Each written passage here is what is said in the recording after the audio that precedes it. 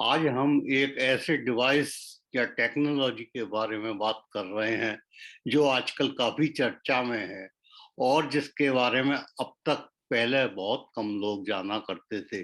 परंतु जब से राहुल गांधी और विपक्ष के नेताओं ने मोदी जी के टेलीप्रॉम्प्टर में खराबी का दुष्प्रचार शुरू करा, जब से लोगों में टेलीप्रॉम्प्टर के बारे में जानने की जिज्ञासा बढ़ी है।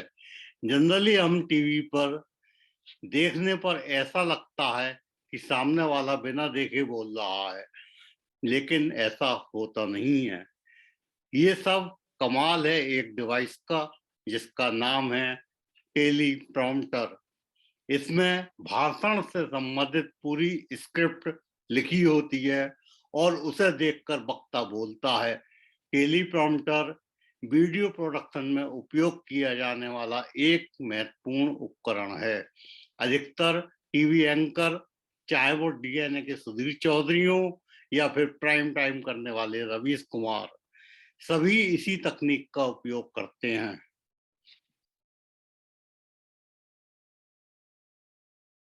के चीफ जस्टिस के बयान पर उसी तरह की प्रतिक्रिया आई जिस तरह दुनिया भर के खोजी पत्रकार के चीफ जस्टिस के बयान पर उसी तरह की प्रतिक्रिया आई जिस तरह दुनिया भर के खोजी पत्रकारों की मदद के लिए फंड बनाने के बाद अमेरिकी राष्ट्रपति जो बाइडेन को कड़े सवालों का सामना करना पड़ रहा है।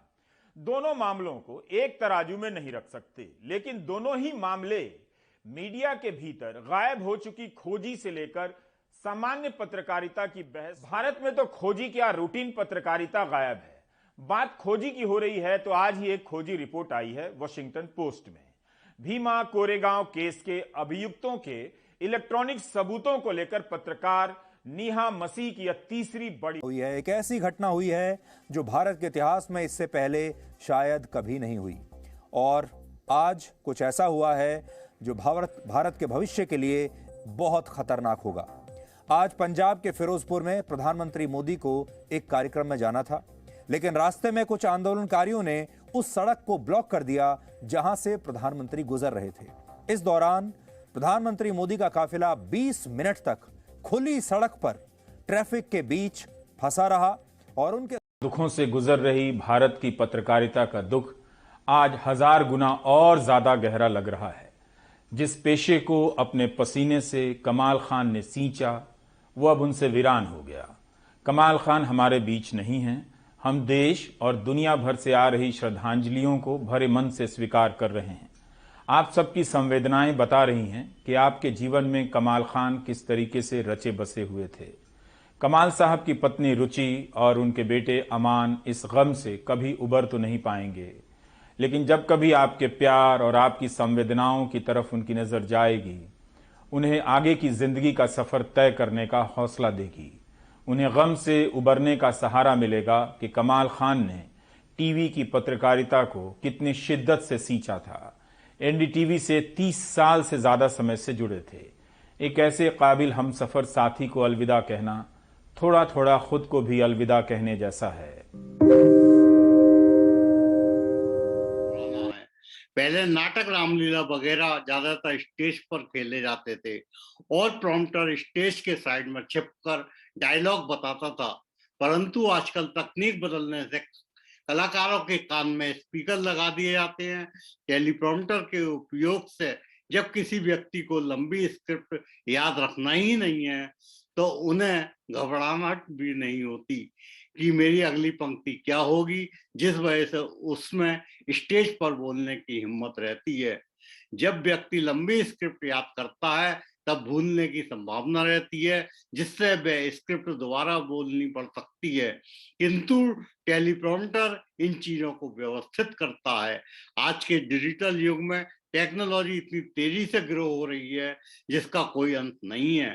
टेलीप्रॉम्प्टर डिवाइस का यूज पहले की अपेक्षा आज एक व्यापक रूप से पूरे विश्व में होता है। साथ ही ये टेक्नोलॉजी आज बहुत ही एडवांस लेवल पर पहुंच चुकी है।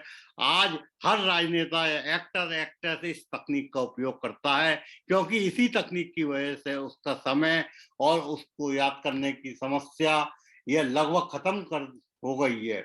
ये तकनीक 1950 के दशक में फ्रेड बार्टन जूनियर द्वारा लाई गई थी। टेलीप्रॉम्प्टर एक ऐसा डिवाइस है जिसमें एक स्क्रीन या मिरर होता है जो किसी स्टेज पर बोलने वाले व्यक्ति को दर्शकों के साथ आई कांटेक्ट बनाए रखते हुए स्क्रिप्ट पढ़ने में मदद करता है। साथ ही इस डिवाइस की वजह से एंकर को कागज पर नोट्स इत्यादि लिखने की जरूरत नहीं पड़ती है और जब भाषण देता है तो ऐसा लगता है कि वह व्यक्ति भाषण याद करके आया हो। अगर मोटे तौर पर देखें तो टेलीप्रॉम्प्टर का इस्तेमाल मुख्य रूप से दो कामों के लिए किया जाता है। मूवी या सीरियल में एक्टर एक्ट्रेस कैमरे को देखते हुए इस स्क्रिप्ट को पढ़ते समय तकनीक का उपयोग करते हैं। साथ ही ये स्क्रिप्ट वीडियो प्रोडक्शन के समय और स्टेज पर सिंगर अपनी लाइनों को याद रखने के लिए भी इस तकनीक का उपयोग करते हैं। इसके अलावा राजनेताओं और सार्वजनिक सभाओं में बोलने वाले स्पीकर द्वारा आजकल इसका इस्तेमाल हो रहा है। टेलीप्रॉम्प्टर एक रिफ्लेक्टिव स्क्रीन के साथ आता है जिसे आमतौर पर वीडियो कैमरा लेंस के सामने रखा जाता है। इसके साथ एक मॉनिटर स्क्रीन माइक के नीचे रखी जाती है जो स्क्रिप्ट को दर्शाता है। इस स्क्रिप्ट में एक तरफ से पूरी तरह देखा जा सकता है तथा दूसरी तरफ से ये स्क्रीन रिफ्लेक्टिव होती है जिसके कारण कैमरे में वीडियो बिना किसी परेशानी के शूट हो जाता है और साथ ही बोलने वाला व्यक्ति मॉनिटर स्क्रीन पर शो होने वाली चीज को आसानी से स्क्रीन पर देख सकता है। हालांकि ये उसी तरह काम करता है जिस तरह दर्पण काम करता है, इसलिए स्क्रिप्ट मॉनिटर उल्टी आती है ताकि रिफ्लेक्ट होते समय स्क्रिप्ट स्पीकर को सीधी दिखाई दे। इसलिए सीरियल या मूवी को शूट करने के लिए टेलीप्रॉम्प्टर को कंट्रोल करने के लिए एक अलग से क्रू मेंबर की टीम काम करती है जो स्क्रिप्ट स्पीडिंग को हैंडल करती है। टेलीप्रॉम्प्टर का उपयोग करने से कैमरे के साथ ज्यादा आई कांटेक्ट होता है जिससे दर्शकों में विश्वास बढ़ता है।